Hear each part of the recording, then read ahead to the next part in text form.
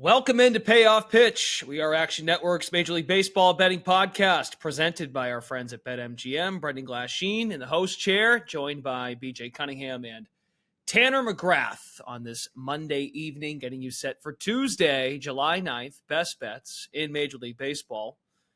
You know the drill at this point if you've been joining us all year long. Trade deadline is July 30th. We had a good pod yesterday talking about how much we hated the slate.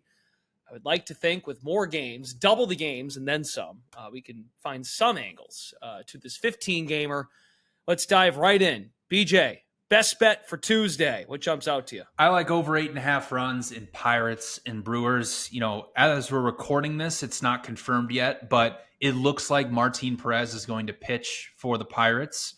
And quite frankly, he just hasn't really been that good this season. He's obviously, as he's gotten up there in age, his stuff plus numbers are some of the worst in baseball. He's kind of just chucking it over the plate and kind of hoping for the best. 5.7 expected ERA, only a 6.8 K per 9 rate, trying to generate a high number of ground balls, not really doing so. When he was at his peak with Texas, he was well over a 50% ground ball rate. Now he's sitting around 43, 44%. So with the Brewers being a decent team against left-handed pitching, they should have a pretty good matchup here.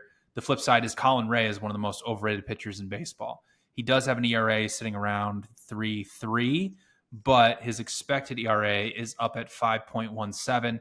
He's somebody who, it's interesting, his stuff plus numbers aren't great, and he doesn't really throw a lot of pitches that generate a high whiff rate. He throws a sinker, a cutter, and a fastball as his main three pitches. He's in the 5th percentile in terms of whiff rate. So he has to generate soft contact if he wants to be successful, if guys are generally going to make contact. He's not really even doing that. He's in the 38th percentile for average exit velocity allowed. He's near in the bottom half of Major League Baseball in hard hit rate allowed. So the biggest thing, though, is that he mainly throws that sinker about 30% of the time. The Pirates are one of the best teams in baseball against right-handed sinkers. So it's a pretty good matchup for both of these offenses. The Pirates bullpen has kind of imploded here as we get over the second half of the season, closer to the All-Star break. So I think 8.5 is too low. So I like over 8.5 runs at -105. Yeah, in Martin Perez's best season, it was 2002, I believe, with Texas. The high location rate on his sinker was 23%. It's 29% this year. If you leave that sinker up, it's going to get crushed. It's the same thing we're seeing with another Boston pitcher we'll talk about in a little bit. Did you say 2002? He's been in the league 22 years? 2022, I believe is what it says. Okay, yeah, that would be 2 years ago. I mean, he's old enough, maybe. To 33. Okay, never mind. He would have been 11. He's only that shocks me. I feel like he would at least be 38. Well, I know he was in Texas his first part of his career, and then he went back there, right? So I was like, oh, maybe rookie year was 2012. So okay, 2002. Come on, Tanner. No, it's awesome. I'm just like, whoa, I didn't realize he was that old. And then I realized that's 22 years ago. Okay, very good. Tanner, what do you got? Best bet for Tuesday? Yeah, let's go to Martin Perez's old team. My favorite bet for Tuesday slate is going to be the Rangers at the Angels over, late game, 9:40 p.m. I got 8.5, but I think it's fine at 9, even money or better.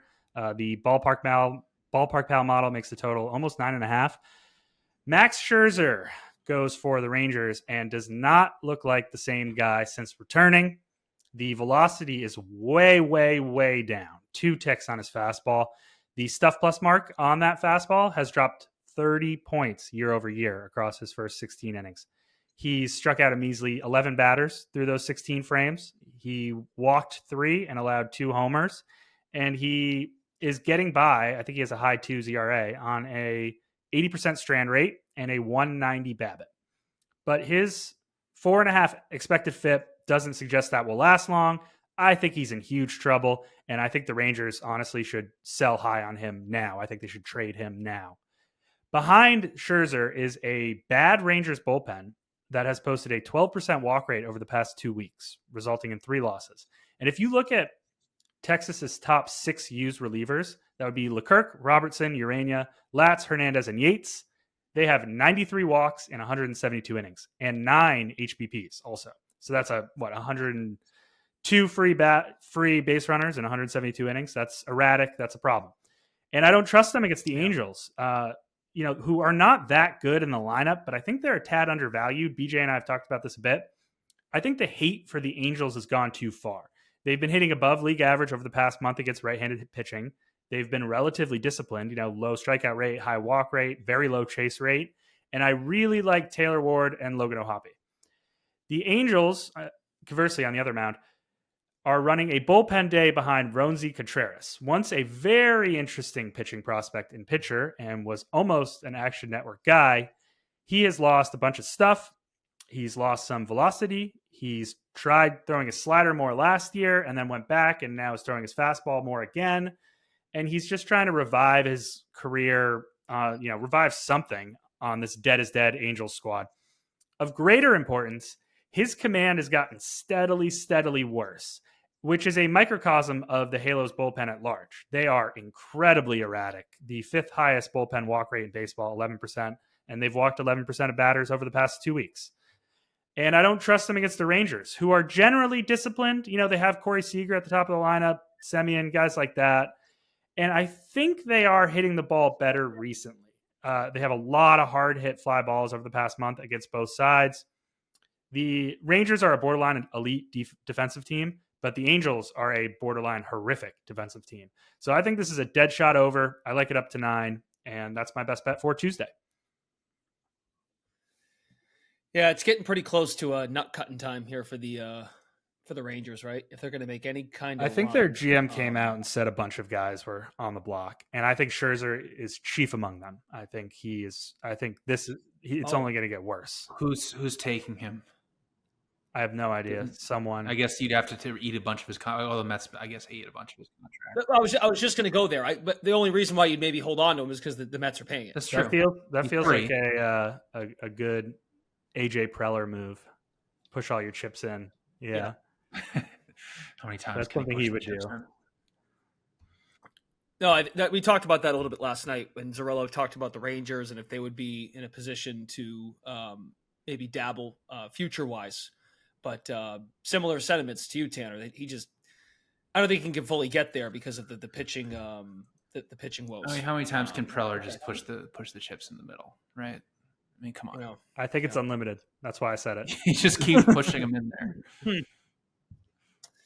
Okay, kind of a big series. I mean, the Phillies got kind of kicked around by the Atlanta Braves, and it doesn't get any easier. Finally, we're at the point in the schedule now where the Phillies are playing real teams.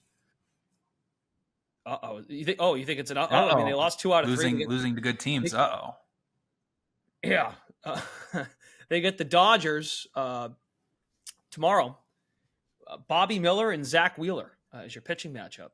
79% of the bets, 78% of the cash on the Phillies over the Dodgers. What say you, BJ, about the public money coming in on Philadelphia? The line, Phillies are minus 140, Dodgers plus 120 on the money line. Still Mookie Betts-less. Yeah, I think this entire game, quite frankly, has to come down to your perception of Bobby Miller at this point, because Zach Wheeler is your NL Cy Young favorite. He's been largely the best pitcher in the National League this season and is deserving of it. So it just comes down to what you truly believe Bobby Miller is, because since he's come off the injury, he's been really bad. And he's faced some pretty weak lineups too. He got hit around by Colorado and the White Sox. He has a 5.4 expected ERA right now. And what is concerning is, before the injury, he was averaging 99 miles per hour on the fastball. Well, now we're down into the 97 range, which makes you a little bit more hittable. The stuff plus numbers have gone from last year being one of the best pitchers in baseball up at the 130, 135 range. Now we're down to 110, which is still very good, right? Like, we're not going to sit back here and say that like Bobby Miller is like completely cooked, but there's a clear sign that since the injury, he is not the pitcher that he once was. Now, is this the time to potentially buy low on him at this price? I'm not so sure, especially without Mookie Betts, as I'm sure everybody's been over this many times on this podcast, that the Dodgers are an incredibly top-heavy lineup, and that once you get beyond the first 3 or 4 guys, that it gets a little easier. So for somebody like Wheeler, he can dominate them in that way. So Yeah, it just really comes down to Bobby Miller. And can he become the pitcher or can he go back to being the pitcher that he once was? Or if it's this new version, then yeah, maybe it's time to continue to bet against him.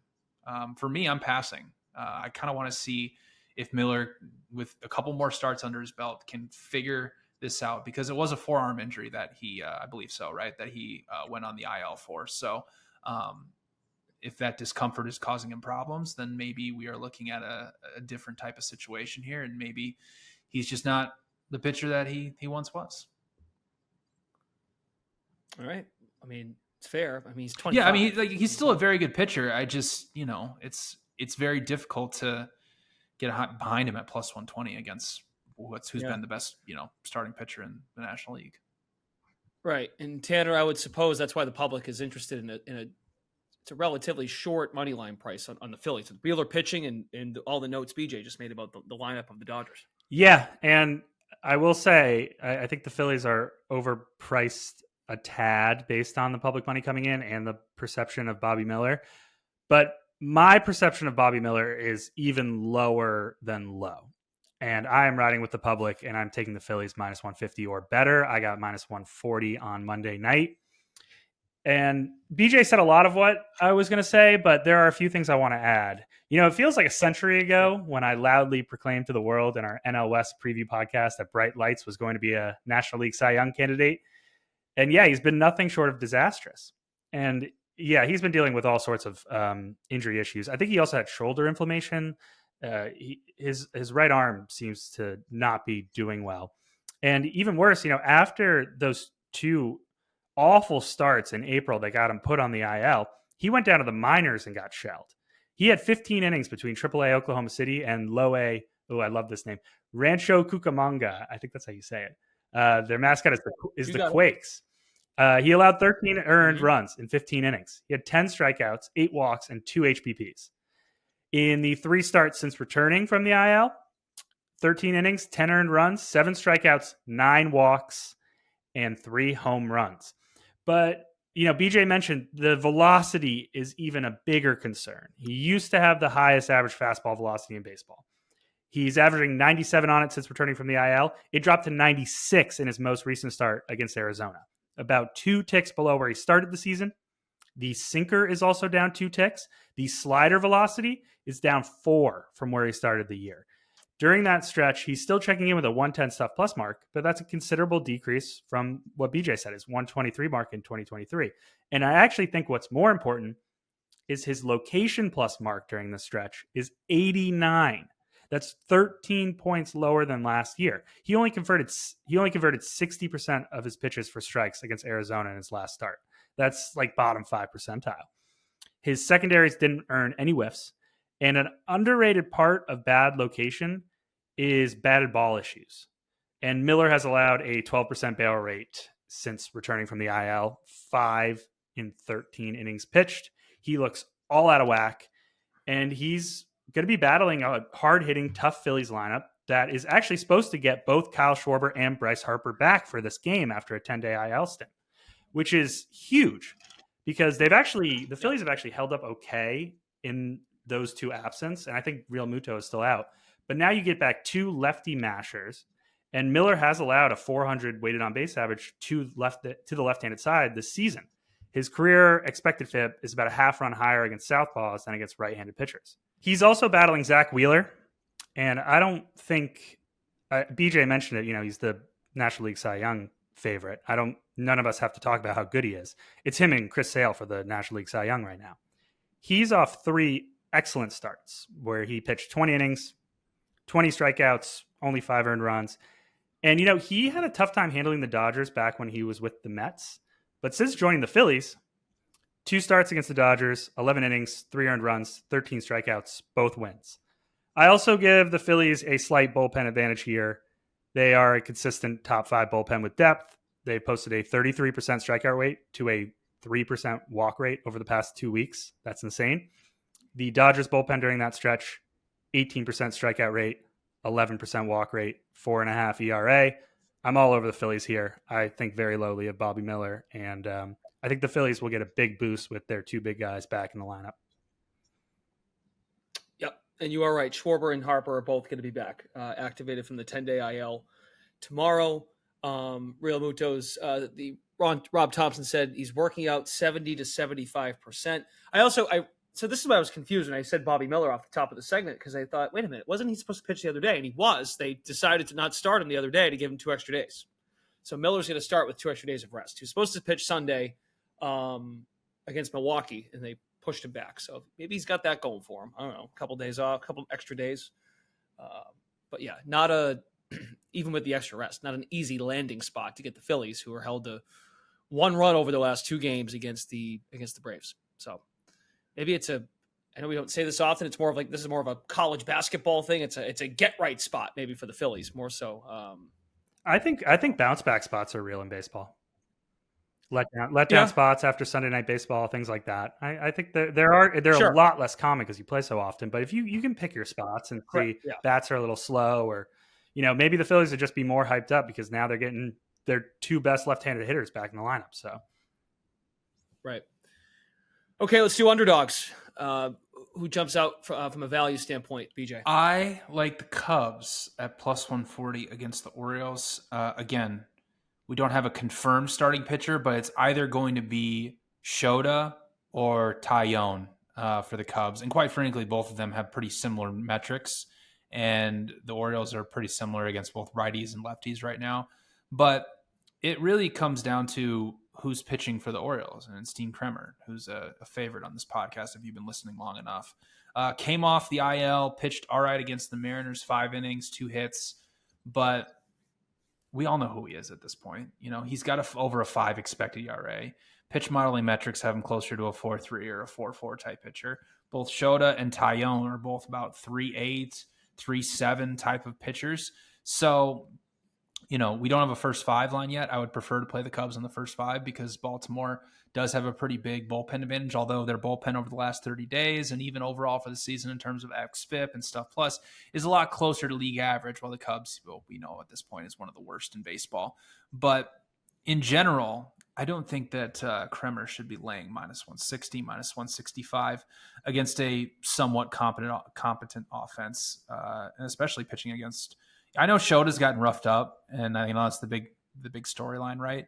But in his last start against Philly, he did give up 3 runs, but he had a 2.4 xFIP. He's basically, if you look through it, it's just 2 blowups, right? Like he's had one game where he's given up 7 runs. He had a game against the Mets where he went 3 innings, gave up 10 runs, and that, of course, inflates every ERA and expected ERA. But he was also due for it. He was due to blow up, right? He was overperforming. Regression comes, and then he can go back to the guy he was. Maybe not the guy he was, but he was due for a lot of regression. And it seemed to have come, right? He could step exactly. I mean, he's still the same guy that has, the high, one of the highest induced vertical breaks in baseball, and can continue to throw that fastball up in the zone and be successful. So, the weather is going to be, not the best for him at Camden Yards, but again, we all know who Kremer is, and we really shouldn't be laying this big of a price with him on the mound. That Mets game, that was an afternoon Cubs game. Yeah. And that one hurt because I bet the Cubs, and yeah, that happened. Anyway, Tanner, underdog. Yeah, my dog of the day is going to be Rays on the money line hosting the Yankees, 6:50 p.m. I got them at plus 105. I think anything plus money, plus 100 or better is good. The Yankees, much to my chagrin, are in catastrophic freefall. With Rizzo and Stanton on the shelf, you start to realize just how top-heavy and shallow this lineup is. Outside of Judge and Soto, it's really only Ben Rice that represents any sort of threat. Austin Wells, Gleyber Torres, Anthony Volpe, Oswaldo Cabrera have a combined 89 WRC+. Verdugo is on an all-time cooler. 13 for his last 82 with a 43 WRC+ since June 15th. And since June 15th, the Yankees have a fine 102 WRC+, but that actually ranks 19th in the league, considering league-wise scoring is up about 7% during that stretch, mostly because of a historically tough May for scoring. And so the Yankees, are still 5-14 in those 19 games. They're averaging 4.8 runs per game during that stretch. But if you take away a 16-run outburst against Toronto and a 14-run outburst on last Saturday against Boston, that drops to 3.7. They are showing no hustle, really no effort to be elastic and change on the fly. They have 0 stolen bases during this stretch, and they have grounded it to 19 double plays. That's the 4th highest. So they're rigid, and they're missing 2 of their best big boy power hitters, and it's all going downhill, especially when you combine all of this with all of that negative regression that's hitting them in the bullpen. Yankee relievers have posted a 5.2 ERA since that June 15th mark, which is starting to bring their ERA, now 3.7, closer to their expected FIP, which is around 4.2. Also, Ian Hamilton and Victor Gonzalez are on the shelf.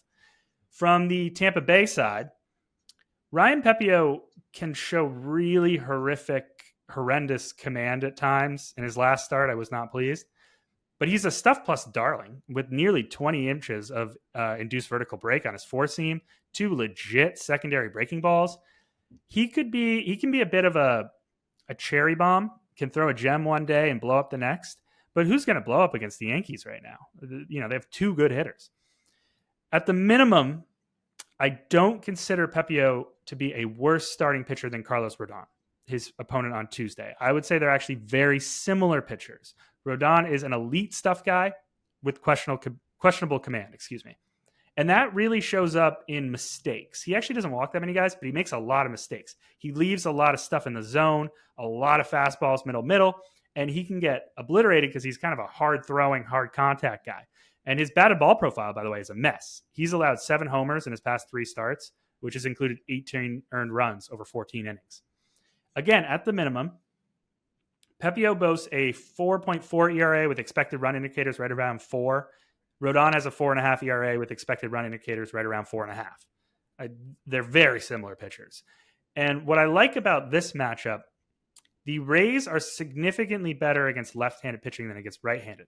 They're a top 10 lineup against left-handed pitching. They're also a top 10 lineup against left-handed four-seam slider mixes, which is what Rodon tosses 3/4 of the time. They have an 11% barrel rate against that mix.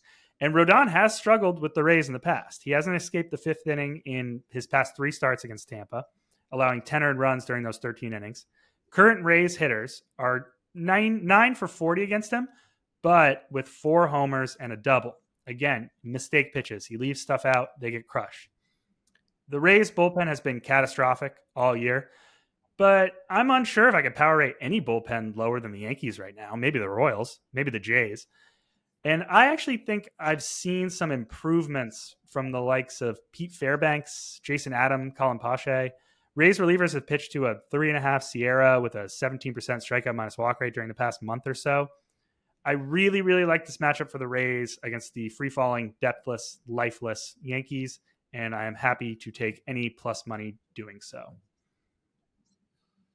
I feel like once Alex Verdugo went back to Fenway Park and had his little revenge series, that's when the wheels started falling off. Yeah. All right, let's do some final bets. BJ, you echo the sentiments. Anything to add on the Rays? No, not really. I mean, Tanner hit all the points I was going there. Rays good against left-handed pitching. Rodon and Pepiot being similar type of starting pitchers. Same thing as the story is with the Yankees. They have 2 good hitters, and that's it. So yeah, just echoing what Tanner said. I like the Rays as well at even money. Okay. Tanner wants to do a rapid-fire weather totals to wrap.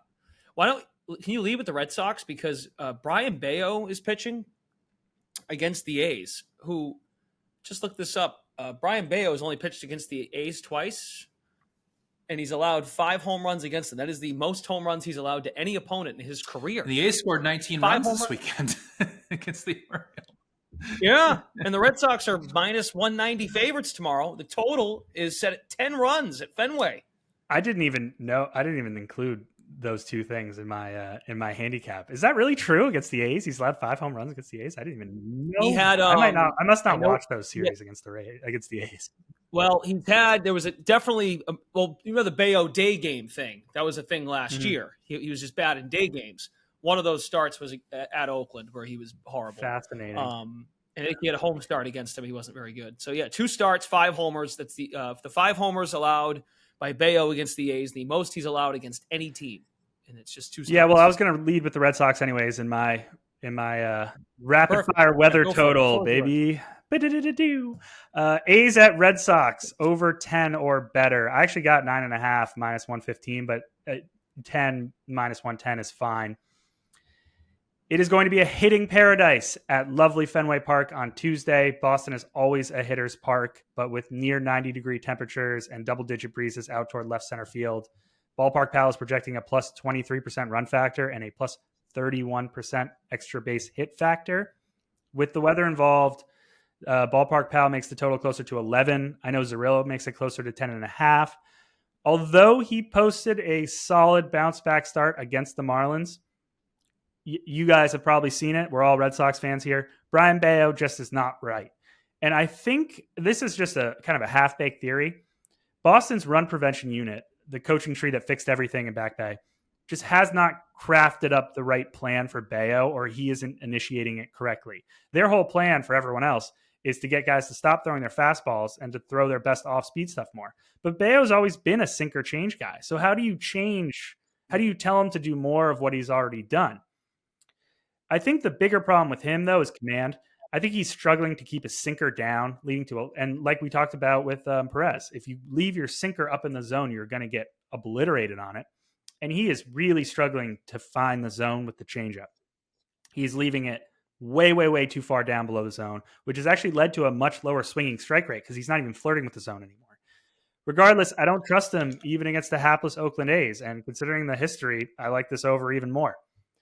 Joey Estes starts for the A's. Very intriguing guy to me. Not the best stuff, but his 107 location plus mark does indicate pretty good command, pristine command even, which is backed up by his 5% walk rate. He gives up a tremendous amount of hard hit fly balls, though. I think he only has a 20% ground ball rate. And maybe of more importance, the Sox stack lefties in their lineup. We all know this. Something that could give Estes fits. Career 280 weighted on base average against righties, but 380 against lefties. Also, he might be an Oakland Coliseum merchant. Career 3 ERA at home, 6.7 on the road. Estes also throws a four seam nearly 60% of the time, and the Red Sox are among the top 10 fastball hitting teams in baseball.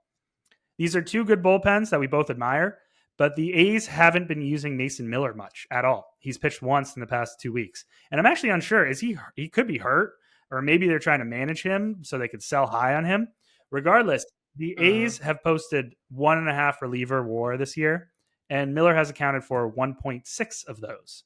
So they're not exactly a good bullpen without him. Also, these are two bad defensive teams trying to play the Green Monster in the wind. Could be catastrophic. For my not seeing Miller on the injury. I know. I didn't see it either, but he's pitched once in 2 weeks. I don't know. Or maybe, I don't know. Maybe all the games have been blowouts. Either way, if he's not available, if they're not using him, the A's bullpen are below replacement level. Let's move to rapid fire weather total number 2, which is an under. Royals at Cardinals under. I got under 8.5. I think a low juiced 8 is good. Very much on the contrary to Fenway Park on Tuesday. Busch Stadium is going to be the worst run environment of the day. And I've talked about this before, but Busch in St. Louis turned into a hitter's park for one season last year. It's back to being a pitcher's park. They are bottom 10 in park factors this year. And with 70-degree temps and double-digit breezes blowing in from left center field, it'll be hard to score today. The Ballpark Pal projects a minus 10% run factor behind a minus 27% home run factor. And we've talked plenty about Michael Wacha and the Royal pitching regression train. I think the market is starting to steady on Wacha. Expected run indicators between 3.7 and 4. His ERA is 3.75. Still above average location and weak contact ability behind that heavily used changeup. And I think throwing a changeup a ton in these conditions should be a decent plan. By expected run indicators, Cardinals starting pitcher Andre Bellante has been a steady presence all around 4. And, he's been really good since moving into the rotation. So he's posted a 2.4 ERA over his past 5 starts. And across all 7 of his starts, if you take away a couple of blow-up appearances against the Astros and Giants, he's been nearly untouchable. 2 earned runs across 27 innings. 3% barrel rate, which is really the key for him because nobody barrels him because everything ends up on the ground. He's a huge ground ball pitcher with 60%. And once again, if you keep the ball on the ground, that should be a good plan in these conditions. The Royals and Cardinals have each seen some regression against right-handed pitching too after a hot streak in mid-June. The Cardinals are not hitting the ball hard enough recently, and the Royals are hitting too many ground balls. I still hate Kansas City's bullpen. I think it's the worst in baseball. But you know what? They'll be well rested after an off day on Monday, pitching in a pretty friendly pitching environment. And I really like the back end of the Cardinals bullpen, Ryan Helsley and JoJo Romero in particular. The Cardinals are a top 10 bullpen by most metrics, and they are also among the more controlled, well-commanded relief units. I believe they have the league's 5th lowest reliever walk rate. So those are my weather totals for Tuesday. Beauty. All right, gents, great work. That's a show. We're all done. Please find Tanner and BJ in the free award-winning Action Network app should they add anything else. Again, we do these the night before now. If you're new to that, not as many lines available. So they tease some first 5 lines earlier, things of that nature. Check it out, as well as our other contributors. Leave your 5-star ratings and reviews if you have not done so already. Maybe we'll do some giveaways again as the summer continues and we work our way to the All-Star break. We get another pod end of the week. I'll be out. I think Zerillo's going to handle the hosting part of it. And then after Sunday, we're into the All-Star break. Holy cow. So stay tuned for what we do for the All-Star game, the Derby, etc. That will be next week. And then after that, we got the deadline. And then, we are moving through this season. Love it. For Tanner McGrath, BJ Cunningham, Brendan Glasheen, thanks for tuning in to Payoff Pitch. We are Action Network's Major League Baseball betting podcast presented by BetMGM. You'll have a great rest of your week, and we'll talk to you again at the end of the week. See ya.